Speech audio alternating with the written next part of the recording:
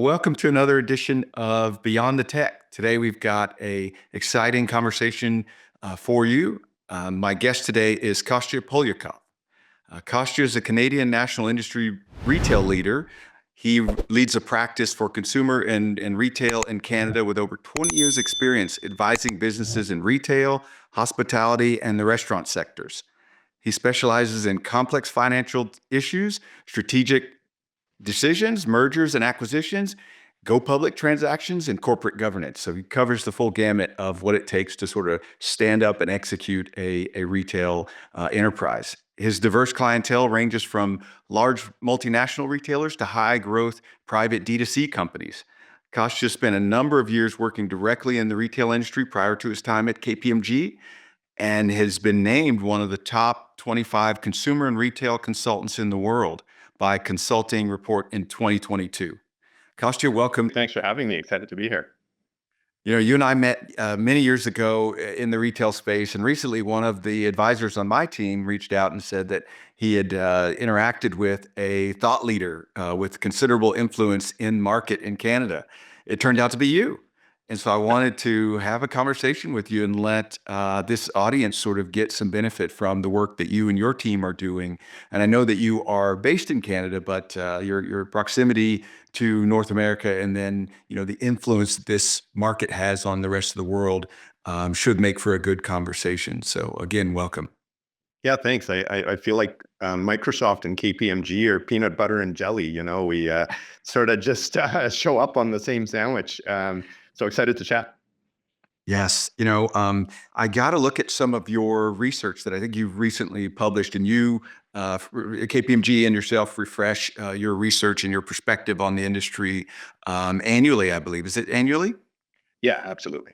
Yes. And it's not often that I meet a retail nerd, right? And so before we get into really nerding out on the intersection between strategy and execution in retail, tell me a little bit about yourself. We call this Beyond the Tech because we want to understand the people behind some of this thought leadership and really driving force in the retail landscape. So talk to us about Kostya. Well, look, you mentioned I am a Canadian, so if you're ever looking for me and I'm not in the office, I'm probably at an ice rink where my son would be playing hockey, and I am indeed would be holding a Tim Hortons coffee in my hand. So Canadian through and through, but I like your term, retail nerd. Look, retail is awesome, and the reason it's awesome is because we all feel and are participants in that industry. You can't say that about mining. You can't say that about forestry, but retail, everyone plays. And so I love nothing more than to go through and say, hey, some brand opened a new flagship store and I go right in there.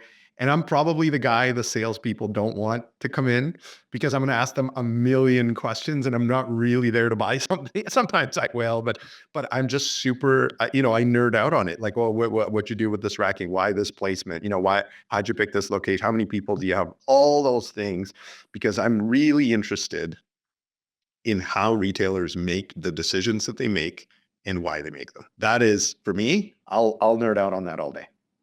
Wow. That's exciting to hear someone with that kind of passion for the business. And I think many folks in retail, you can't walk into a store without seeing end caps and looking at execution and, hearing the buzz of customers and that sort of thing, experiencing the service that gets provided to you. So I thought I would start by just getting your thoughts on the rapid pace of change in the retail landscape over the last few years, right? We could talk a little bit about AI, but I think that this pace has been happening, even like just on the early side of COVID when we all had to sort of shift the way that we think about it. And it's compressed, decades of advancement into a few years. And so how do you think about that? Do you see it slowing down? What are your thoughts? Yeah, totally agree.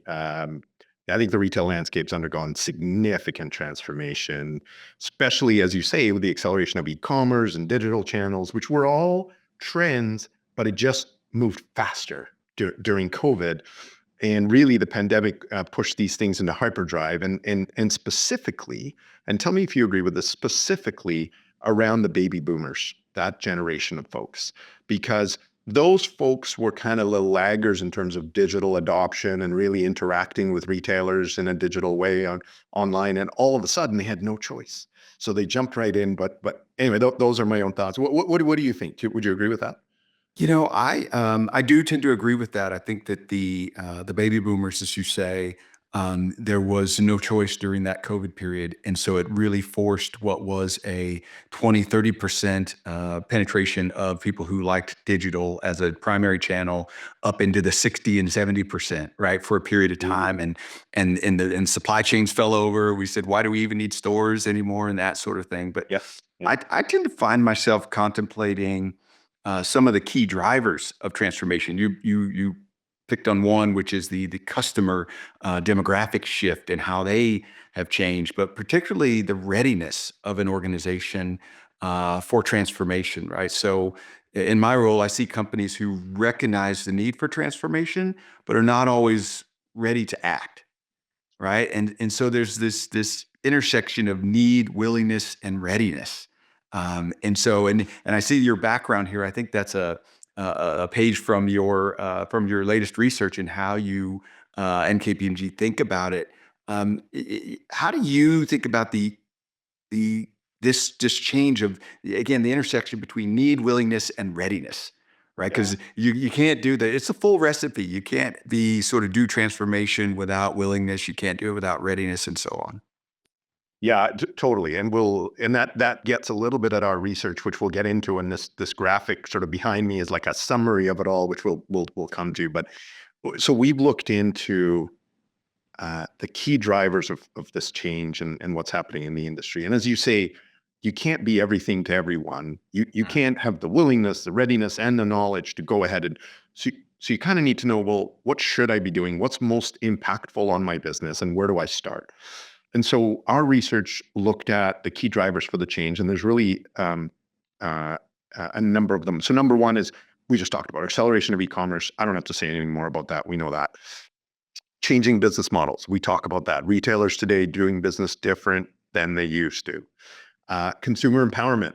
That power, is shifting towards the consumer. The changing drivers of consumption, which to me is a super interesting discussion about how consumers are driving that. Of course, cost pressures and consumer preference for purpose brands, right? Like purpose is so much at the forefront today than it used to. And so you've got these things, you've got these drivers. And so then you got to think about, well, what am I as a retailer? Like, what is my business model? How am I going to be successful? And what's good for one retailer won't be good for another. And so when you think about transformation, you think, where do I start? What should I focus on? Like, know thyself first, and then make those transformational decisions. And that's what sort of this research that's behind me really gets at. Yeah, I think that along with the necessity to change, right, that has you sort of doing that introspection on your own business, the approach to commerce and consumers, it really, as you say, is unique. Many of our audience will be suppliers and retailers who interact with chain store businesses, right? When you've got 2,700 stores, it can be shocking. It can be daunting for a leader to try to know thyself first, right? Yeah. What do you mean know thyself? We're running a multinational organization. If we don't know ourselves, how are we getting through the quarter kind of thing? And so it's about putting on that multi-horizon hat, right? And saying, do I know myself in 2027? Right? I need to really start to know where I'll be in 2027. And given, as you pointed out, rightly so, the consumer will ultimately pick the winning business and the delivery model, right? How are you thinking about that future of customer experience? When you advise customers about that know thyself, are you taking them to, do you start with, let's talk about where the landscape is going? And you don't have a crystal ball, I don't have a crystal ball, but there are some indicators. And I wonder if you take a data-driven approach to that. You have to, absolutely, and there's no question. Consumer preferences are changing. So, if you think about, so if you combine the know thyself and where it's going, as you say, where the puck's going. So in our research, we saw 6 key drivers of consumption. Okay. And those are choice, experience, privacy and security, convenience, value, and purpose. That is what consumers want. So we know that. But then you have to say, okay, who am I? What is my ethos as a retailer? Right. So as a retailer achieving a high level on all of these factors, that's not easy. You can't hit all of them. But what you need to do is have enough data and enough knowledge of yourself to try to get to the core of your ethos and to really think about which of these are going to be the pillars for my success. Like if you think about luxury brands or luxury retailers, well, you're probably focusing more on experience, choice, and maybe purpose. Like those three, you hit those three, you're going to be a successful luxury retailer, as opposed to say, grocery retail, supermarket chain, you're probably looking more at convenience and value, right? Like, so any transformation efforts you have in your organization, any digital solutions you're looking at, like they should all be aimed at those pillars. So you think about the role of technology and what role can it play in all these drivers, especially around experience and convenience. In my mind, like I think there's some incredible solutions that Microsoft has and others have that is great. And so I don't know, like, what do you think? It's like what do you think are the biggest challenges for retailers that they would face in adopting some of these new technological innovations? Like in many ways, the tech will underpin and can even limit a retailer's ability to be agile if they choose wrongly, right? Yeah. And you said it, the last thing you want to do is skate to where the puck's at. Yeah. Yeah. Right. In a low margin business, you can't afford to miscalculate at the scale of 2,700 stores.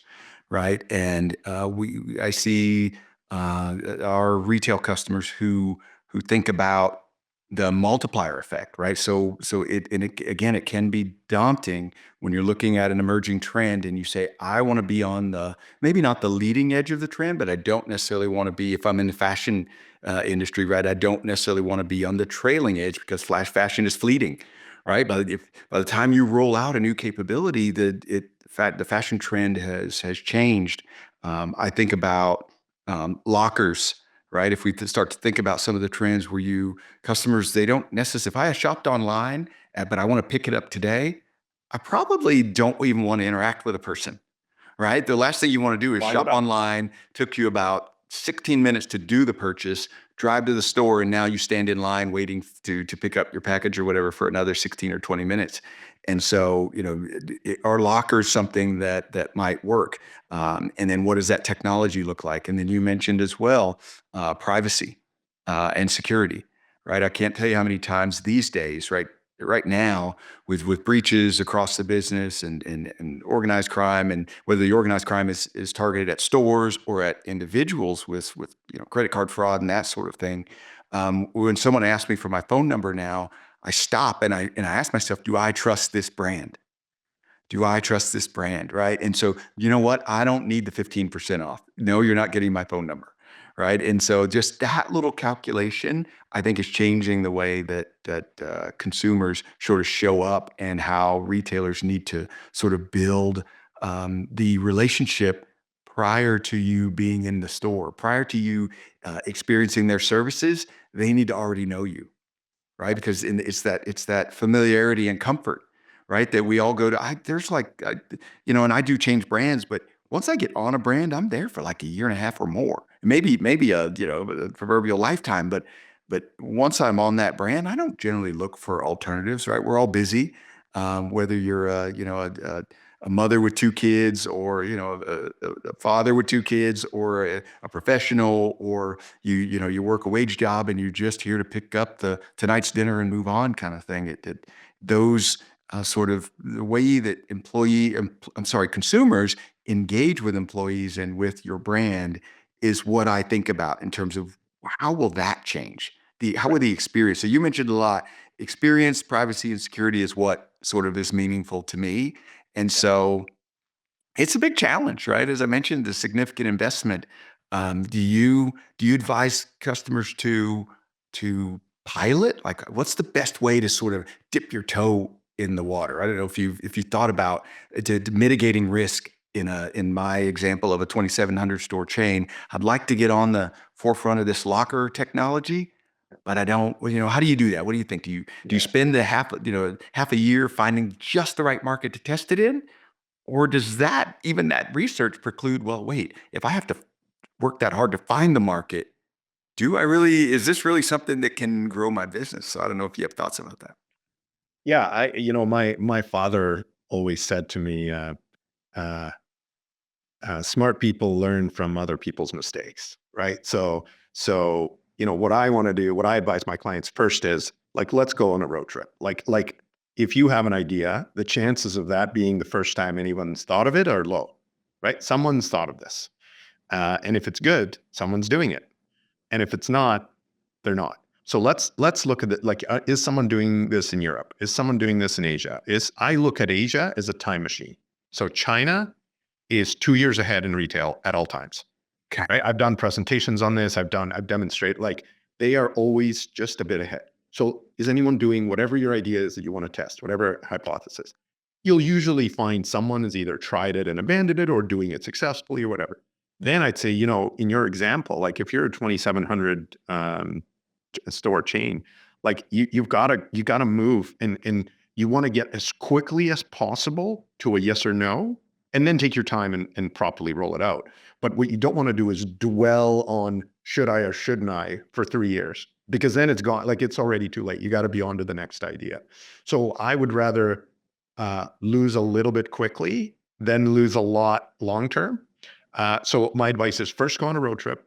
Second, try it. Just try it. Like, if the road trip gives you enough confidence that, hey, this is happening in other markets, try it, because you won't really know until you do. And I could give you a million examples of things that have been tried and didn't work, and tried that have. I'm sure you can as well. So that's how I feel about it. Yeah, I loved your point about get into the market and look for examples that match the pattern that you're looking for. And we see examples of that fail fast mentality, Yeah. right? If you look at Nike recently sort of pulled back from stores and said, I want to go to direct to consumer, right? And the consumers weren't ready for that, right? And then you got competitors coming in, sort of trying to take your share in the old market, right? And there's this notion about the wise pivot, right? Knowing when to pivot, right? And don't let go of the old branch until you're sure this new one can support the weight of the organization, whether it's revenue or profitability and that sort of thing. Or even Walmart in the health delivery space, right? Yeah. Great idea, right? And they came and said, the press release was really telling for a lot of companies, where they said, we can't make money here, Yeah. right? This model is not for us. And so this is why I generally recommend a measured approach, where you have a technology and a business plan together. And it's much different than project planning, right? As you said, right? You're not looking for perfect selection and execution. You want to get to yes. I'm gonna steal that from, let's get to yes first, and then take our time, or at least do a measured rollout. You got it. I like to also have the business be on the forefront, and this is why you said we tend to show up first, right? Being, my job in a platform company, we tend to get involved on the technical side of things. We'll advise on some business, but I think what you see in your lens on the business really helps set retail and consumer goods companies up for success. And so um, it might take an IT organization 18 months, right? Especially and so when you take that example that you had about getting to yes and then getting it right in market, Yeah. I think and so for the technology people who are watching this, bringing tech along and helping them understand we're not going for perfect, right? This isn't the Right. rollout solution. Not yet. Yeah. We actually want to test and see, can we make money at this kind of thing? And You so, got it. You got it. and likewise, it may take the business a lot of time. I will tell you that, gosh, today, with the pace of change with artificial intelligence, the biggest thing I see that companies are dealing with is change management, cultural shift inside your company. And Let- and data. To going back to your point, like having the right yes. data. Right. Yes, and the data today sometimes is locked up in departments, right? The invoice matching department that keeps us whole in terms of making sure we don't shrink out from at the invoice, right? They do a critical function, but sometimes that data, the patterns and practices are locked in that organization. And so you bring AI in and they're like, no, that's not how we do it. And so it's a challenge. And that's where we talk about, so like, I love, I love talking about data. I was on Beyond Bloomer talking about it a while ago. And for me, like what I always tell my clients is like, give data a seat at the boardroom table. Like, have to. Data gets a seat. When you're making a strategic decision, like you've got to do, like, so the example I have, and by the way, we refer to these as connected capabilities. So we say, what is your retailer capable of? Okay, that capability comes from having data from your consumers and other types of data, but it is different parts of your organization, as you said, need to speak to each other to bring that all together. So like the example I have, and it's an old one, but a good one. Like it's so Lock and Co, the oldest hat company in the world, right? They were founded in 1676 in London, and most people probably have heard of them. They make hats, right? They sell hats. And so what you used to be able to do, the story goes that in the old days, like when it was, first 1600s, there were so few customers and so few bits of data that you literally, Vic, you could walk by the store, open the door and go, hey, it's Vic. And they'll say, hello, Vic. And you'll just say, I need a new hat. I'll be back later. And you'd leave. And just from that interaction, they would know what style Vic likes, what color he would want, what size he is, everything, when he'd want to pick it up, and he would just come back and it would just be ready for you because they had the data. There was so few customers and so few bits of information to know. Today, you couldn't do that if you walk by Nordstrom or if you, and there's not, Right. Nordstrom's a great company. It's not a comment about Nordstrom. Well, my point is there's so many of us and there's so many consumer preferences. So how do you have the right data to make the right strategic decisions for your customers? And to do that, you really need to be a connected organization and have the right technology platform, the right tools to bring all of that together and then make those decisions data-based. You know what I mean? Yes. Yeah. As you're talking, I'm thinking about the service providers among us in the audience right here. And when you think about your own perspective on the business models, right? So one, if you're a retailer, you need to see where the consumer's going. If you're a service provider, right? If you're selling smart light bulbs today, you've got to ask yourself, what business model will I need to to enable, right? Am I going to invest in the cooler lighting, and I'm just sort of making it up, at the 2700 K lighting, or is warm lighting the trend to the future? Because I've got to make a bet on raw materials, right? At now, this commodity that I have to do, and none of us, I should say, have the benefit of advanced knowledge. And so, what do you say to the providers, the people who sort of come in behind your advisory practice and say, okay, now we want to help you deliver? Oops, you just advised something that I'm not there at. Do you have a sort of a pull along approach for service providers?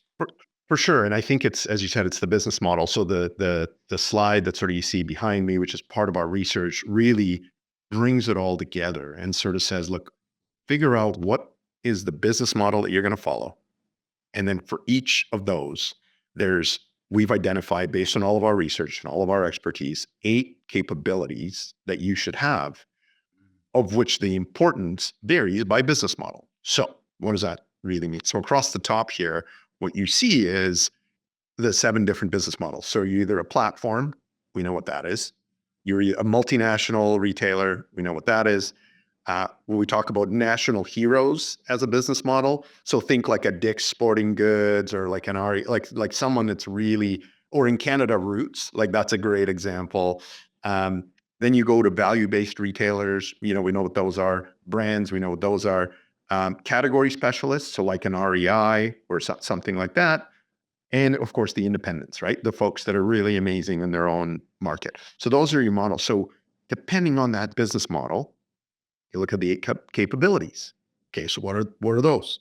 So insight-driven strategies and actions. What is insight? What's that another word for? Data, right? Like you and I talked about it. Okay, innovative products and services, experience centricity by design, seamless interactions in commerce, responsive operations and supply chain, aligned and empowered workforce, digitally enabled technology architecture, that. You're going to smile on that one. That Of course. and integrated partner and alliance ecosystem. And so those are the two. And again, you see them here. Those are the two lists. But now you got to figure out what makes sense for you. So I'll just give one example because we're not going to go through them all. Okay. Like if you are a platform business, right? That's your thing. So you're not going to focus on experience by design because you're a platform, right? It's an online business. What you're going to focus on is insight-driven strategies and actions, all the things that we see when we're, shopping online on a platform and they are making suggestions to us and all that So kind of platform, you're thinking like a Shopify kind of a. like a Shopify, like an Amazon, right? Okay, got it. Right. So they've got the insight-driven strategies and they're going to have the integrated partner and alliance ecosystem, and they're going to have the supply chain, agility to really react incredibly quickly.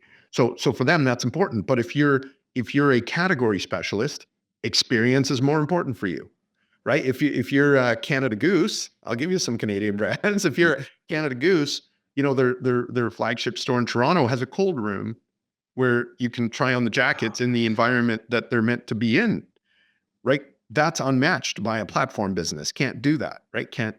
So those folks are thinking about it as how do I create a differentiated experience that cannot be matched. So all these capabilities we've got here mapped out to each business model so that you can decide what are my top 2 or 3 things that I'm going to be amazing at. And then the next step is, okay, there's probably technology tools that are going to help me get there. I probably need to have the right data to make the right decisions. But this is the crux of our research is do the things that will support you based on your business model. Don't worry about what the other guys are doing. Interesting. So far we've talked about customer behavior, right? Optimizing operations, right? Making sure that you get it right before you start to roll. And then now making informed decisions, right? And so the ability to leverage those effectively is what I heard you say, the key differentiator for successful retail brands. And things that come to mind for me, top of mind for me, I live here in Bentonville, is Walmart in their curbside, right? And even Target. I mean, I enjoyed the Target experience of buy online and have it delivered to your car kind of thing, and making changes real time. When at the curb, and you wait a little bit longer, but boy, that sure beats going all the way home. And if I look at some of the wholesale businesses like Costco, taking advantage of their membership data to expand their digital reach, right? We know you so well, we're actually going to make a customized digital reach for you, right? And there's going to be a segment of merchandise that is for the digital channel, largely for the digital channel. And then lastly, I'm really impressed with Nordstrom and what they've done with their Nordstrom Rack presence, right? A lot of retailers would feel like that the Nordstrom Rack going down market and discounted would erode their brand, right? And they held strong, and you can see in certain cities Nordstrom and Nordstrom Rack in close proximity, right? And they say, we know what you need in Nordstrom. It's high service, high touch, slower, sale pace. Nordstrom Rack, fill the cart, stand in line, check out, and you can do either, right? It's up to you if you want to buy late in the season.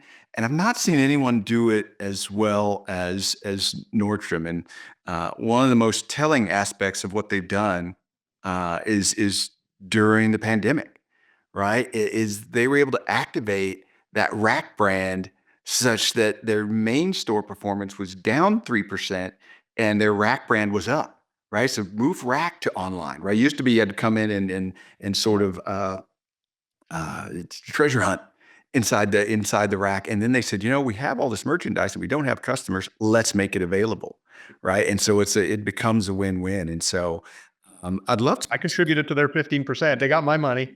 It's there. Let's talk about the connected capabilities. So did you, and we'll put up a graphic so that the audience can read it, but can you explain this in a bit more detail? So if can people take your research and make use of it? Do I need KPMG to sort of, get the goodness out of your research?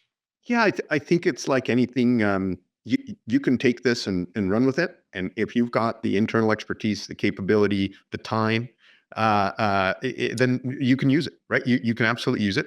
If you need a bit of help, we're here, right? We've got folks that have the time and have the experience and have done it a few times before, so it might go a little faster, right? So I always say it's like interior designers, right? Do you need one? Maybe not, but they help, right? And often pay for themselves by giving you the discount on the furniture you're buying. So it's somewhat similar, but these capabilities that I talked about, I mean, they're not hard to understand. Any you give it to an average consumer, they'll say, yeah, of course, I'd want my favorite retailer to do this, and this.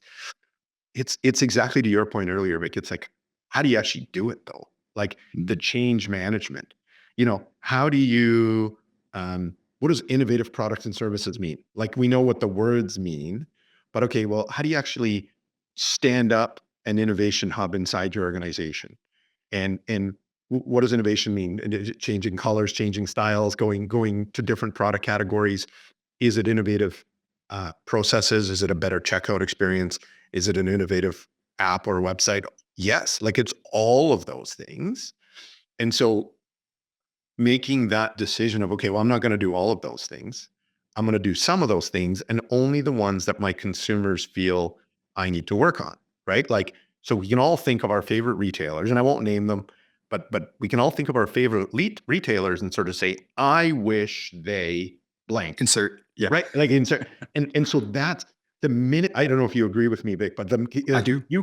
if you as a retailer figure that out, you're going to be amazing. Like you are going to be amazing if you really get in the mind of your customer and figure out what that blank is, right? And so these capabilities, like again, don't do all of them, but figure out what the expectation is. So let's pick on a good thing. Let's talk about a platform business. Let's talk about an Amazon, we know how well they're doing. So this capability of a responsive operation supply chain. I mean, does anyone do it better than them? I mean, like, maybe, right? But certainly consumers have an expectation that stuff comes quickly. It's the right thing. It's, all that supply chain is perfect. Okay. So they have a ton of digital solutions around that. They've got a ton of process around that. So that business has that expectation. But if you're going to a luxury fashion retailer, it's not what you're looking for, right? You're looking to be felt like a king. In your case, you walk in and the experience, the merchandising, all of it. You just want to feel elevated, right? You went on a cloud. Okay, so have that capability. So how do you achieve that?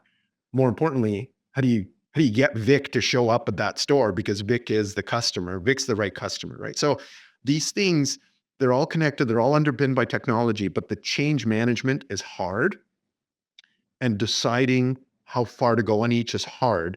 So to me, I would say that's where you might want to get some advice, A, on the technology side from folks at Microsoft potentially, and B, on the strategy side from folks at KPMG. Like that would be what I would say. Yeah, one of the areas of your research that I found particularly compelling is this notion of the building blocks. And you just mentioned it, the things that you want to do well, the things that are sort of uh, uh, below the line that are foundational, they hold up the business, they have to be executed every single day. And so those building blocks are required, right? And figuring out which ones are required to hold your business up is in this specific retail channel, because it changes, right? If you try to use the same sort of customer service online as you do in store, you're going to find your costs going up, your cost of delivery, to serve going up. And so rather than me talk about it, how do you think retail brands need to sort of make it clear to the consumer? So when you said, I wish my favorite retailer would, and fill in the blank, ideally that fill in the blank would be one of the non-negotiables, what I call below the line, right? Because you know that you sort of stumble sometimes. But if they say, I wish they would do drone delivery, right? Then you say, but that's nowhere close to my model. I'm a DIY, store, right? A hardware store. We can't drop hammers from the sky, kind of thing, right? These heavy merchandise and generators and that kind of thing. How can brands communicate that or come to an understanding with consumers? Do you have a thought on how to sort of nail down and make it ubiquitous? What do we stand for? Yeah. That's the real challenge. There's not a simple answer to it, and if there was, I'd probably be running a retailer right now just if I Indeed. knew the answer to that. But I think the key is concepts like customer centricity, clienteling, like all these things that are customer focused that increase the communication. So, every interaction with a customer is an opportunity to gain information rather than to simply sell them a product. Right. And taking that. So there's one CEO that I spoke with. So very interesting. So in his particular business, it's all appointment shopping. Okay. And it's a clothing brand, but it's all appointment shopping. And he said to me, Kostya, I view my inventory as the appointments, not the product. The appointments are my inventory. And if I get the right customer to book 1 hour with one of my sales folks, like that is gold. Like, yeah, we'll sell them things, and that's kind of what we want to do. But in that hour, the goal of the salesperson is to understand the customer better, to get in. So data, right? Go back to Mhm. data and get that information about preferences, things they like, things they don't like, whatever. That communication has to be two-way, which is why, you always hear the best salespeople are folks who ask questions, not folks who tell you what you need to know. And so I thought that was really innovative, that it's the appointments that are the inventory, not the product, and that gaining that information from the consumer makes the next appointment better, and the next one, and the next one, because you can now gather data and adjust to really understand, okay, how much of it is a fluff, like the drone delivery thing, which doesn't make sense for my business. But then if I hear, on the flip side of that, Vic, like if I had 40 customers in a day for appointments and 38 of them said drone delivery, maybe I need to change my mind, right? Like, I don't know. So it's important to listen to some of that stuff. I agree with you in your example, DIY, like you're not doing it, but whatever your business is, we have to allow ourselves to be wrong, and allow ourselves to truly listen to the customers. And you never know what you're going to hear. So we've got another retailer that I've worked with that's saying, hey, they want to change their customer experience service center to not just sort of, hey, solve a problem, get off the phone with consumers who phone in, but rather, no, keep them on, like talk to them, listen to them. They will guide you. Now, you got to be careful, but the more you can engage in a two-way conversation with your customers, the more you will easily see which of the 8 connected capabilities you need to double down on.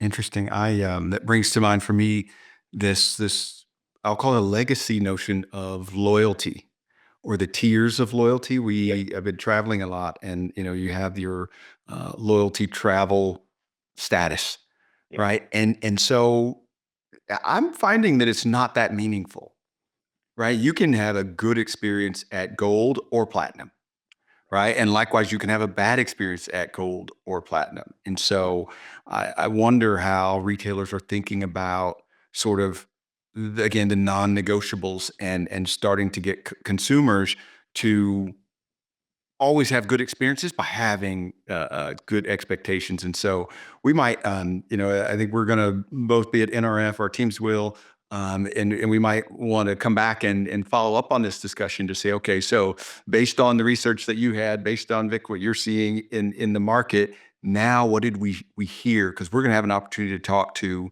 hundreds of retail leaders, right? Literally hundreds. And so is our perspective the same post NRF, mid January than it is? And I used to think about NRF being the beginning of the year, not only the calendar year, but and we happen to have our fiscal in the middle of the year, and so NRF was the start of the innovation season, right? You might come in with some innovation, take signal on what really worked, and then go, see what you can land in market with that. And now we talked about the pace. Now with the cycle, I don't even know what season it is half the time because it's always on, right? Yeah, It's literally 100%. always on. This holiday period, we're in November, right? This period used to be a contemplative period for retail leaders, right? And if you're in operations, this is your Super Bowl. You got to get it done over the next 45 days or so. But if you're in merchandising, all the bets are made, right? It's time to start thinking about the next quarter, right, of the game or that next season that's coming up. But do you have thoughts around how retailers can catch up with this always on cycle? What is KPMG and even yourself? I think that we both work for big brands, but you bring what you bring to the table based on decades of experience. Yeah, a couple of things that sort of triggered me there and what you talked about. I mean, one is just to go back to your loyalty point, if I may, for a minute. So actually, a number of years ago, we published a study on loyalty, on customer loyalty, and it's due for an update. And so I'm very much with you on this NRF and see what's happening, because the notion back then was, hey, there's a constant deal between you and me, you as a retailer and me as a customer. I agreed to give you some of my information in exchange for benefits, right? Like you will see in your example, my travel patterns and selections, whatever. In exchange, I want benefits. Now I expect you to protect my data, be very secure about it, keep my privacy. But that's the deal. And it's like an ongoing constant deal. And if the retailer doesn't hold up their end of the bargain, whether it's due to privacy concerns or just you sort of say, well, I gave you my information, I'm getting nothing out of it. That it can actually be a detractor for a brand. So it's not just, do you have a loyalty program? Yes or no. That's a good thing. It's not. Our study found if you have a loyalty program, that can be either good or bad, depending on if the deal feels fair for the customer. So we'll update that. It'll be very interesting. Yes. But to your point, the pace of change is insane, and that's where I say, I think, and I'm not saying that because I'm on here with you, but just like technology is the answer, because it has to be. Like it allows us to move quicker. It allows us to be precise if we've got good, clean data. It allows us to see full pictures of things and make decisions quicker. And if you don't believe in that, I mean, I know some folks are really traditional and they sort of say, "Oh, I know retail and I know my business." That's okay. Like if that's worked, that's worked. I'm not here to criticize, but if you're asking me what I would do, that's how you keep up with change is you have the right data. So you got to clean that up. That's the beginning. And then you sort of have, okay, how do I see what I need to see to make go forward strategic decisions, and giving data a seat at the boardroom table to do it. Yeah, a seat at the boardroom table. Interesting. Yeah. Um, Perhaps the last sort of thought I'll try to provoke from you is around AI. And we got through most of the conversation and didn't talk much about AI. Certainly, data underpins AI, but is there sort of one, uh, no-brainer aspect of retail consumer goods? A lot of our folks in the audience will be folks who call on retailers looking for that next trend, but then they also have brands that they need to sort of manage. And, you can't just send it in and it will sell, right? Markdowns are a killer, right? And so, Yeah. where do you think AI is prescribed like 100% of the time? And maybe nowhere. Maybe it's too early to tell. Yeah, I probably still say too early to tell, but I'll answer the Okay. question. Like as we're seeing the emergence of it, and some of the leading brands, I mean, those are the ones really investing in it. They are focusing on the front end. So for sure on kind of the customer experience, user experience, front of house type situations, especially in multi-category complex retailers where just the catalog is a challenge, right? Just knowing what's available is a challenge. So, if you're a focused, single category, maybe you're a category specialist, like we haven't seen as much of that emergence, but absolutely help it, like you've seen them all. I mean, Microsoft's got some great examples that I've seen, in shopping assistants and that kind of thing. But where I think it's headed is more towards the back or middle and back office for leaders to get information. So the one example I love is using some Gen AI tools where a leader of a retailer can get information without needing to go to a department head who leads that particular department. So if you're the CEO and you want to understand, how much product you have in the water and if it's going to make it, you'd normally go to your head of, supply chain, and they'd go away and run a report and do all these things and eventually get back to you. Well, if I need an answer now and I've got a properly set up model, when you sort of just type in how many cans have I got in the water headed towards New York because I need them in New York in a week, and you just get an answer. Like, that is game changing, right? Yeah, you don't get data, but you get an answer. You get an answer, right? In In context. human terms. Yeah, yeah. And then Yeah. sure, you'd still go and talk to your folks in that, but at least you can move faster. And that's where I think it's going. You'll be able to make decisions faster with it. Yeah, I'm seeing on the consumer goods side considerable uptake on product development, right? So, and it seems sci-fi, but having a generative AI agent be able to tell that based on these new ingredients that you're proposing for your new and improved product, you think it applies to 62% of the market, right? And so you don't even have to test it, because right, we're going for 80, right? I could spend the 7 weeks to test it and find out, yep, it's 62. Do I go with it because I've got all this sunk cost and we just got to go, or do I reformulate? Do I let the AI determine what would it take to get to 80%? Yep. Yeah, who would have thought that just changing the dye, right? That people buy the ketchup, that is less red than more red or something, right? Changing the dye and the formulation, boom, you got your 80%. It's those kinds of things, and then some of the big, the cosmetics and the formulative products that need deep sort of science, right? Running through those models much quicker and coming up with new compounds, and that it's, I think, that's an area that you don't necessarily, for people who are naysayers about AI, you don't have to be sort of afraid of, right? Because you still get to test it out, but it's going to get you so close to the pin, right? That you'll be able to sort of go to market. Any parting thoughts? Otherwise, I'll sort of close this out and we'll plan for our next visit. Look, no, I think we covered a lot of ground, so it's great. Not really for me. Like, just the future of retail is really exciting, and it's full of opportunities. I'm fortunate to work in the industry. I love it. I'm sure you do too. And retailers who can adapt and innovate will absolutely thrive in this new landscape. And yeah, thanks for having me, Vic. It's been fun, and we should definitely continue that chat, whether at NRF or wherever. And KPMG and Microsoft, as I said, peanut butter and jelly there, for sure. Perfect. Thank you once again, Kostya, for sharing your insights and considerable knowledge. I think we just scratched the surface, just trying to keep it, consumable. And thank you to our listeners for tuning in. Stay tuned for more episodes of Beyond the Tech as we look at the future of retail coming post NRF. Yeah, let's do it again. Thank you, Vic. Thank you.